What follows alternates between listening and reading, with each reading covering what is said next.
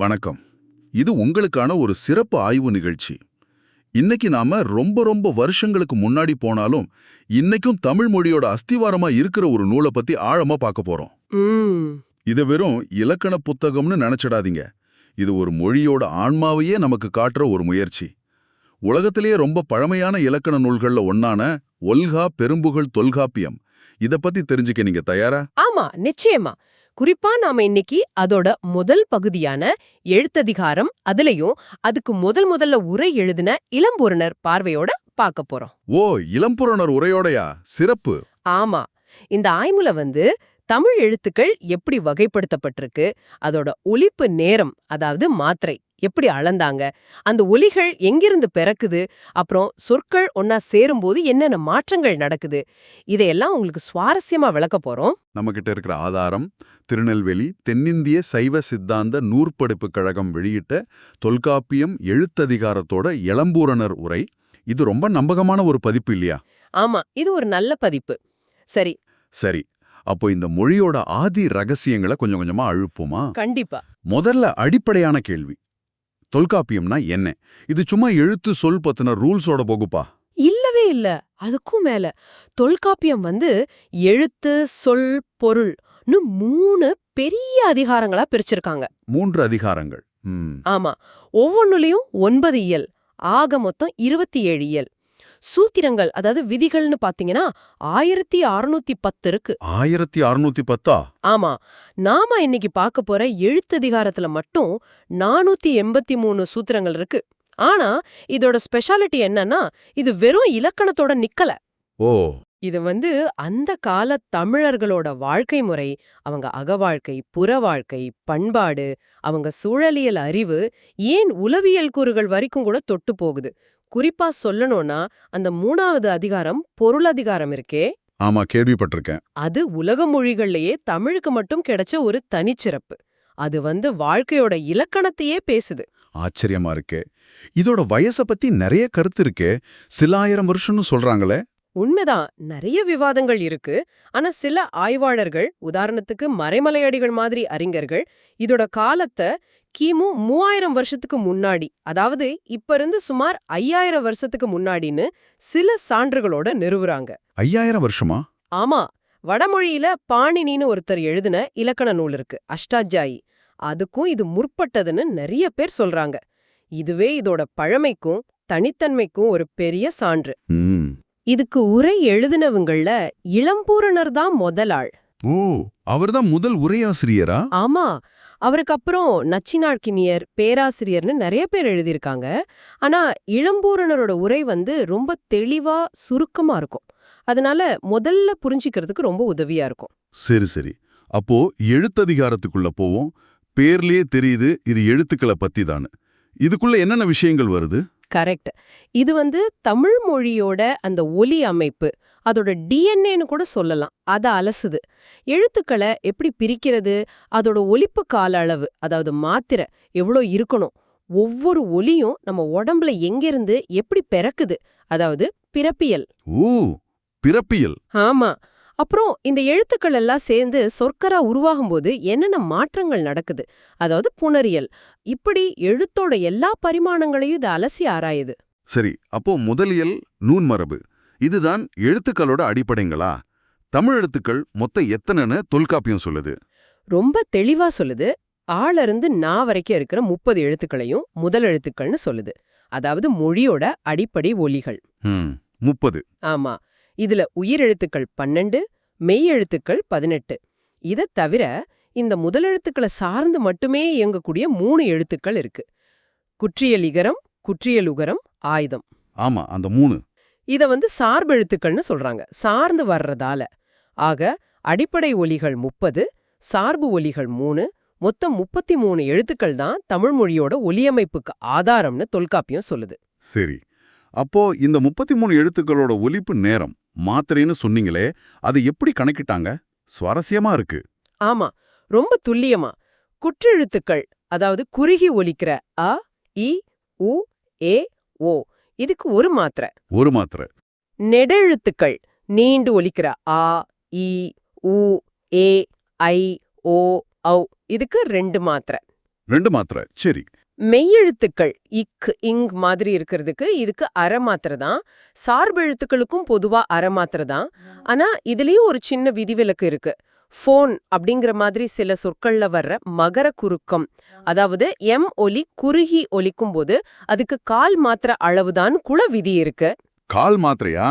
ரொம்ப நுணுக்கமா இருக்கு. ஒரு மாத்திரைங்கிறது எப்படி அளந்தாங்க? அப்போ கடிகாரம்லாம் இல்லையே. அதுதான் ஆச்சரியம். அதுக்கும் விளக்கம் இருக்கு. கண்ணை இமைக்கிற நேரம் இல்லனா கையால நொடி போடுற நேரம் இருக்குல்ல, அதுதான் ஒரு மாத்திரையோட அளவுன்னு தொல்காப்பியம் சொல்லுது. ஓ, நினைச்சு பாருங்க, அந்த காலத்துல ஒலியோட கால அளவை இவ்ளோ சரியா அளந்திருக்காங்க. ஒவ்வொரு ஒலியும் எவ்ளோ நேரம் ஒலிக்கணுங்கிறதுல ஒரு ஒழுங்கு இருந்திருக்கு. உயிர் மெய்யின்னு பேர் வச்சதுலயே ஒரு தத்துவம் இருக்கிற மாதிரி தெரியுது. அதோட வல்லினம், மெல்லினம், இடையினம் இந்த பிரிவும் கவனிக்க வைக்குது. மிக சரியான பார்வை. அந்த 12 உயிரெழுத்துக்களும் தனியாவே இயங்கும். அதோட மெய்யெழுத்துக்களை இயக்குறதால, அதுக்கு உயிர் கொடுக்கறதால உயிர்னு பேர் வந்துச்சு. ம், மெய்யெழுத்துக்கள் உயிர் வந்து சேர்றதுக்கு இடமா ஒரு உடம்பு மாதிரி இருக்கிறதால மெய், அதாவது உடம்புன்னு பேர் வந்துச்சு. இந்த பேர்லயே மொழியை எவ்வளவு உயிரா பார்த்திருக்காங்கன்னு தெரியுது. ஆமா. அப்புறம் அந்த மெய்யெழுத்துக்களை அதோட ஒலிப்புத் தன்மையை வச்சு 3ஆ பிரிக்கிறாங்க. க, ச, ட, த, ப, ர. இந்த ஆறும் கொஞ்சம் வன்மையா அழுத்தி சொல்றதால வல்லினம். சரி. ங, ஞ, ந, ந, ம, ந. இந்த ஆறும் ரொம்ப மென்மையா மூக்கு வழியாவும் கொஞ்சம் காத்து வர்ற மாதிரி ஒலிக்கும். அதனால மெல்லினம். ய, ர, ல, வ, ழ, ழ. இந்த ஆறும் வன்மைக்கும் இல்லாம மென்மைக்கும் இல்லாம ரெண்டுக்கும் நடுவுல ஒலிக்கிறதால இடையினம்.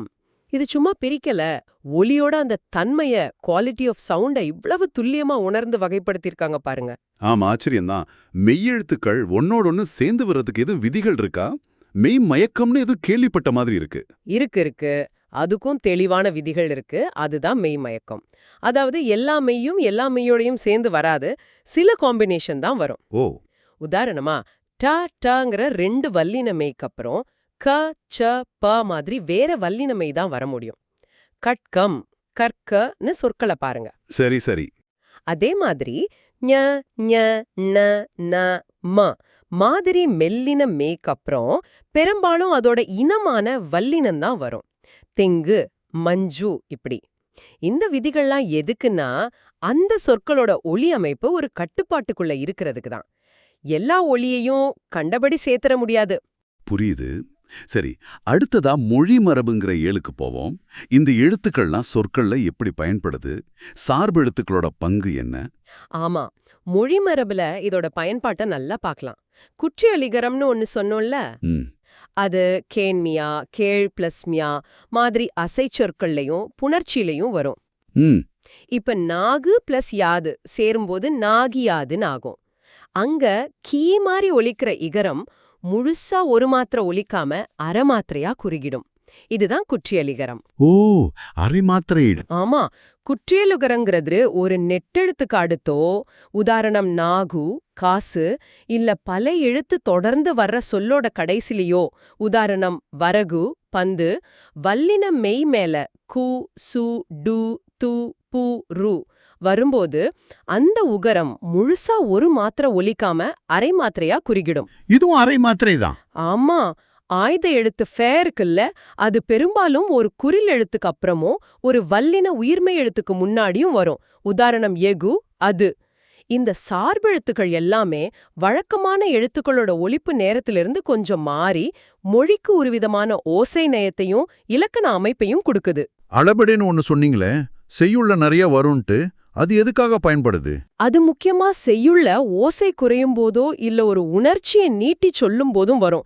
ஒரு நெட்டெழுத்து அதோட 2 மாத்திரையை விட அதிகமா நீட்டி ஒலிக்கணும்னா அந்த நெட்டெழுத்துக்கு அப்புறம் அதுக்கு இனமான குற்றெழுத்து சேர்த்து எழுதுவாங்க, ஒலிப்பாங்க. உதாரணம்? இப்ப ஆங்கிறத நீட்டி ஆன்னு சொல்ற மாதிரி.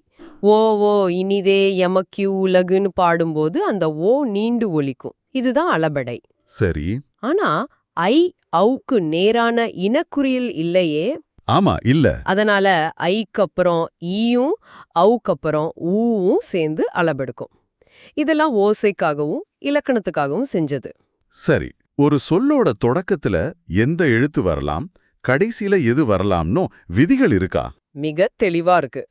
12 உயிரெழுத்தும் சொல்லுக்கு முதல்ல வரலாம். அம்மா, ஆடு.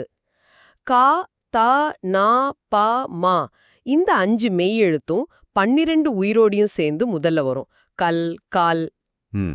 சா, வா, ஞா, யாவுக்கும் சில கட்டுப்பாடுகளோட அனுமதி உண்டு.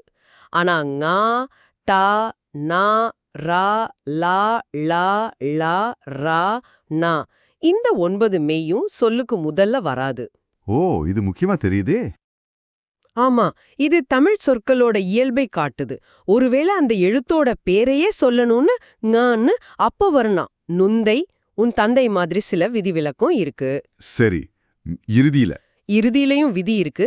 ஔகாரத்தை தவிர மத்த 11 உயிரும் ஞ, இன், ந, ம, இன், ய, இர், இல், வ, வில், இல் இந்த 11 மெய்யும் சொல்லோட கடைசியில வரலாம். மத்த மெய்கள் க, ச, ட, த, ப, இர் தனியா சொல்லோட கடைசியில வராது. இந்த விதிகள்லாம் தமிழ் சொற்களோட கட்டமைப்பு. நீங்க போலின்னு ஒன்னு சொன்னீங்களே, அது என்ன? ஆமா, போலி. அதாவது எழுத்து வேறையா இருந்தாலும் ஒலிப்பு ஏறக்குறைய ஒண்ணு போல இருக்கும். இப்ப ஐயர்னு எழுதினாலும் பேச்சுல ஐயர்னு சொல்றோம்ல. ஆமா. அது மாதிரி அகரமும் இகரமும் சேர்ந்தா ஐகாரம் மாதிரி ஒலிக்கும். ஔவைய ஔவைன்னு சொல்ற மாதிரி அகரமும் உகரமும் சேர்ந்தா ஔகாரம் மாதிரி ஒலிக்கும். இந்த மாதிரி ஒலிப்புல வர்ற சில சின்ன சின்ன மாற்றங்களையும் தொல்காப்பியம் கவனிச்சு பதிவு பண்ணிருக்கு. ஓ, ரொம்ப ஆச்சரியமான பகுதிக்கு வர்றோம். பிறப்பியல். இத்தனாயிரம் வருஷத்துக்கு முன்னாடி எந்த டெக்னாலஜியும் இல்லாதப்ப மனுஷனோட குரல் எப்படி உருவாகுதுன்னு இவ்வளவு துல்லியமா எப்படி ஆராய்ஞ்சாங்க? நம்பவே முடியல. பிரமிப்பா இருக்குல்ல. ஆனா செஞ்சிருக்காங்க ரொம்ப நுட்பமா. தொல்காப்பியம் என்ன சொல்லுதுன்னா, நம்ம தொப்புள்ள இருந்து காத்து மேல வருது. அது மார்பு, கழுத்து, தலை இந்த இடங்கள்ல நிக்குது. அப்புறம் பல், உதடு, நாக்கு, மூக்கு, அன்னம் வாயோட மேல் பகுதி. இந்த உறுப்புகளோட வெவ்வேறு முயற்சியால அந்த காத்து வெவ்வேறு ஒலியா, அதாவது எழுத்தா பிறக்குதுன்னு சொல்லுது. அடங்கப்பா. இது இன்னைக்கு மாடர்ன் ஃபோனெட்டிக்ஸ், ஆர்டிகுலேட்டரி ஃபோனெட்டிக்ஸ் சொல்ற அடிப்படை விஷயங்களோட நல்லா பொருந்துது. இது சும்மா சொல்லிருக்க முடியாது. நல்லா கவனிச்சு ஆராய்ஞ்சு தான் சொல்லிருக்காங்க. அப்போ ஒவ்வொரு எழுத்தும் எங்கிருந்து எப்படி பிறக்குதுன்னு தனித்தனியா சொல்லிருக்காங்களா? மிக தெளிவா. உயர் எழுத்துக்கள் பொதுவா கழுத்து பகுதியில மிடரில் இருந்து பிறக்கும்னு சொல்லுது. ஆ, ஆ இது வாய் சும்மா திறக்கறதால பிறக்குது. சரி. இ, ஈ, எ, ஏ, ஐ இது வாய் திறக்கறதோட நாக்கோட அடிப்பகுதி மேல்வாய் பல்ல பொருந்தும்போது பிறக்குது. உ, ஊ, ஓ, ஓ, ஔ இது உதடு குவியறதால பிறக்குது. பாருங்க, வாய் திறப்பு, நாக்கோட பொசிஷன், உதட்டோட வடிவம் இத வச்சே உயிரொலிகளை பிரிச்சு காட்டியிருக்காங்க. ஆமா.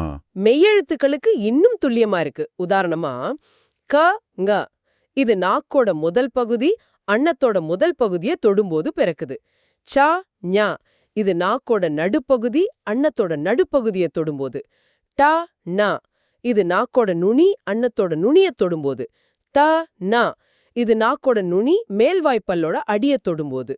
இப்படி ஒவ்வொரு மெய்யும் உருவாகிறப்ப நாக்கு, உதடு, பல்லு, அன்னம் இதோட நிலைய ரொம்ப சரியா சொல்லுது. பரவாயில்லையே. இன்னும் சொல்லப்போனா மெல்லின எழுத்துக்கள் ஞா, ஞா, ந, ந, ம, ந பிறக்கும்போது காத்து மூக்கு வழியாவும் கொஞ்சம் வெளியேறும். அதனால ஒரு நேசல் சவுண்ட் வரும்னு குறிப்பிடுது. இது ரொம்ப ஆழமான ஒரு பார்வை. இந்த பிறப்பியல் பகுதியில வேதங்களுக்கும் இதுக்கும் தொடர்பு இருக்கிற மாதிரி ஒரு குறிப்பு இருக்குன்னு சொன்னீங்களே, அது என்ன? ஆமா, சூத்திரம் 102ல அப்படி ஒரு குறிப்பு வருது. உள்ள இருந்து வர்ற அந்த ஓசையோட தன்மைய, அதோட அதிர்வுகளை ரொம்ப நுட்பமா அளந்து தெரிஞ்சிக்கிறதுங்கிறது அந்தணர் மறைக்குரியது, அதாவது வேதங்களோட தொடர்புடைய ஒரு ஞானம்னு சொல்லப்படுது.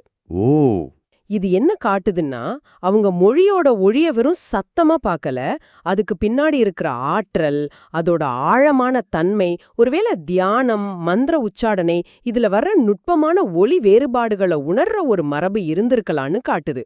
எழுத்துக்களோட பிறப்பு தெரிஞ்சுக்கிறதுங்கிறது வெறும் இலக்கணம் இல்ல, அது ஒரு விதமான தத்துவ தேடலாவும் இருந்திருக்க போல.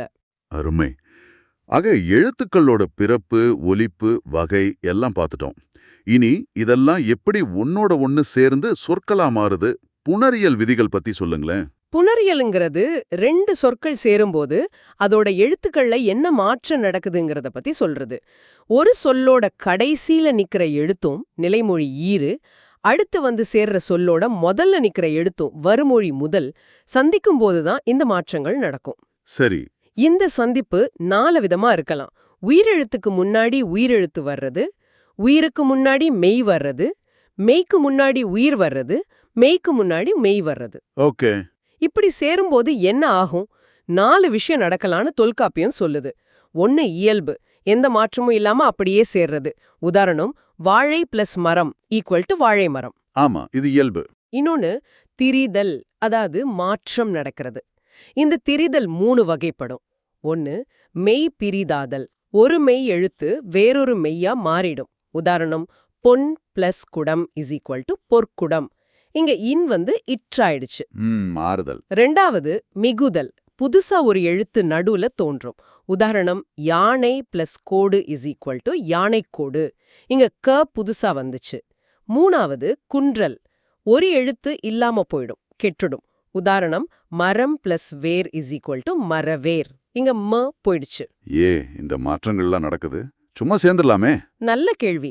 இது பெரும்பாலும் பேசுறதுக்கு எளிமையா இருக்கணுங்கிறதுக்காகவும், சில ஒலிகள் அடுத்தடுத்து வரும்போது கொஞ்சம் தடுமாற்றம் வரும்ல, அதை தவிர்க்கிறதுக்காகவும் தான். மொழி இயல்பாவே சுலபமான இனிமையான உச்சரிப்பை நோக்கி போகும் இல்லையா? ஆமா. இந்த விதிகள் அந்த இயல்பான போக்க ஒரு முறைக்குள்ள கொண்டு வருது. சரி சரி. சாரியேன்னு ஒண்ணு வருதே, அது என்ன? அதுவும் இந்த புணர்ச்சியில வருமா? ஆமா, சாரியேங்கிறது புணர்ச்சி நடக்கும்போது நிலைமொழிக்கும் வருமொழிக்கும் நடுவுல சில சமயம் வர்ற ஒரு சின்ன அசைச்சொல் மாதிரி. இன், வட்டு, அத்து, அம், ஒன், ஆண், அக்கு, இக்கு, அன் இப்படின்னு நிறைய சாரியைகள் இருக்கு. ஓ. இது பெரும்பாலும் பொருளை மாத்தாது, ஆனா இலக்கண அமைப்பை சரி பண்றதுக்கும் ஓசை நயத்துக்காகவும் நடுவுல வரும்.